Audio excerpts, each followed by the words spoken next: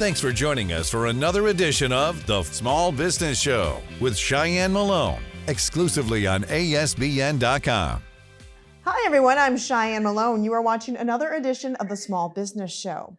Whether it's hair or makeup, there's no doubt the beauty industry as a whole generates billions of dollars in revenue. However, starting a business, securing financing, and growth can be challenging in that market. Joining us now is Millie Habetemariam, the owner of Full Circle Salon in Suwanee, Georgia. She's here to share her entrepreneurial journey to her salon suite and much more. Welcome, Millie. Thank you. So tell us, did you always think, you know what, I want to have my own salon one day? Never thought about it. Never actually. I'm a family person.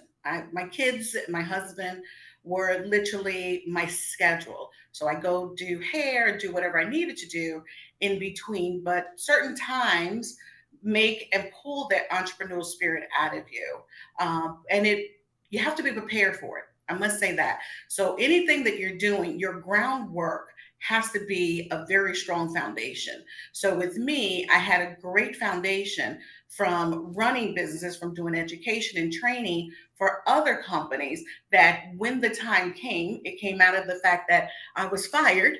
Then I said, okay, what do I do now? So because I knew how to run the business and do everything, I said, well, the next step is me doing my own.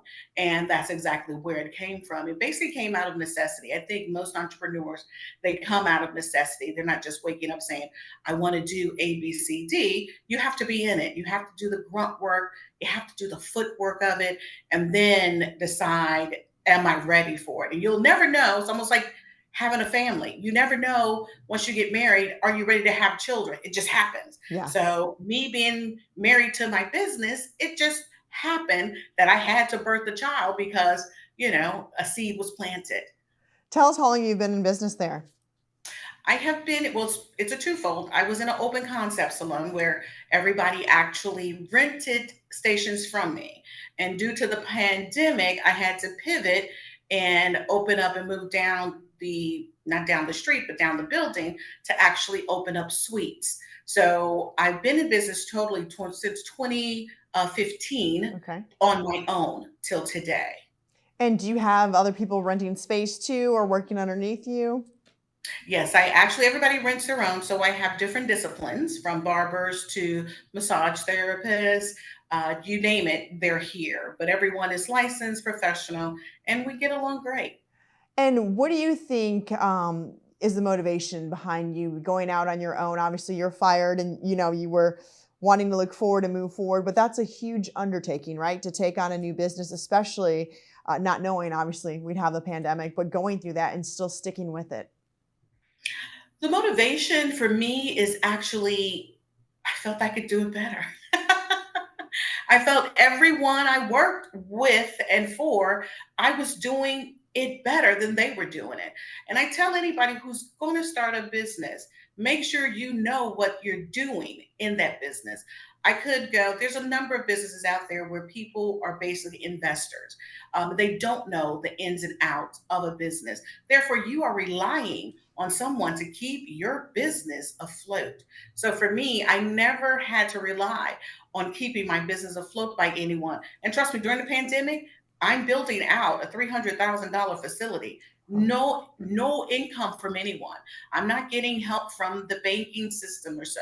So that motivation is like, I can't afford to fail, is my motivation. And from your experience, what are some of the common misconceptions or even barriers that people face when it comes to starting their own business?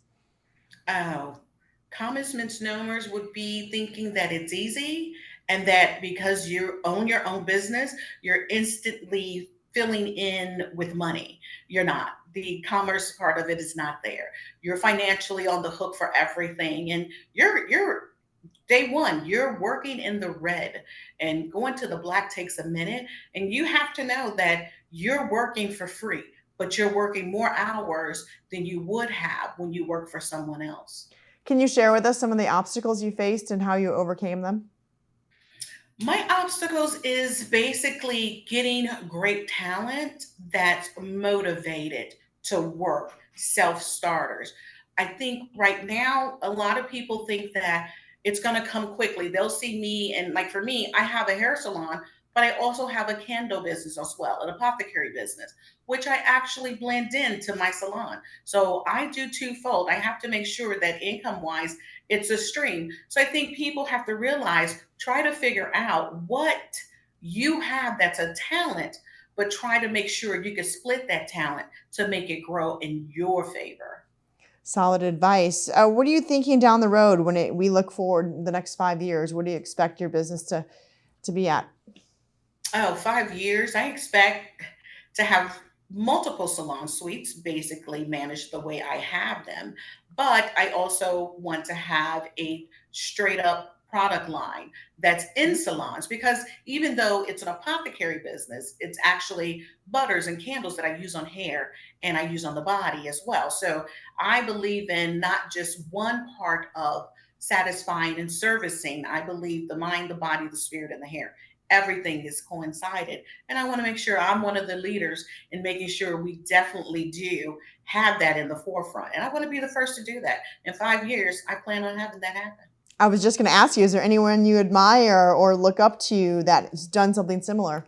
Maybe not the same products, but Well, I haven't met anyone who's done, like you said, the same product, but kind of a business base.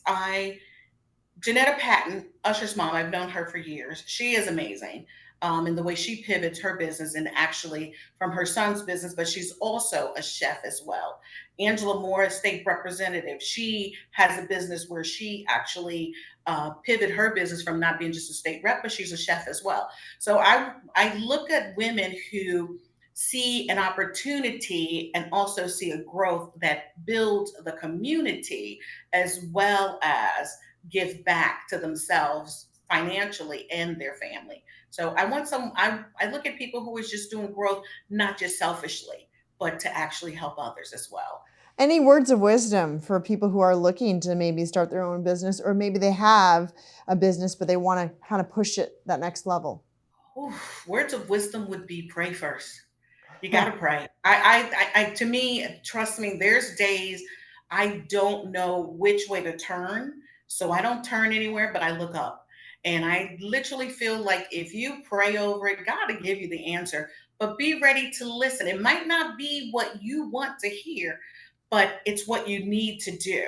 And so for me, there's times where I thought I could do it better by skipping steps. And God is like, oh, no, no, no, no. Things I see I need to do, and I don't do it. But then it actually stops me in my steps. And I have to go back and say, okay, that's what he's wanting me to do. Clear that path, and I'll walk you through every step. So for us, a lot of times we want to skip steps to get to the easy and the quick. Nothing shiny ever gets there without being cleansed and worked on. Well Oh, I like that said. tagline. I love that. I just came up with that. Yes. Save that for another day, right? I know. And today as well. Millie Habetemariam, the owner of Full Circle Salon. Thanks so much for your time and your insight today. Thank you. Thank And you. Thanks for having me. Thanks for joining us for another edition of The Small Business Show with Cheyenne Malone, exclusively on ASBN.com.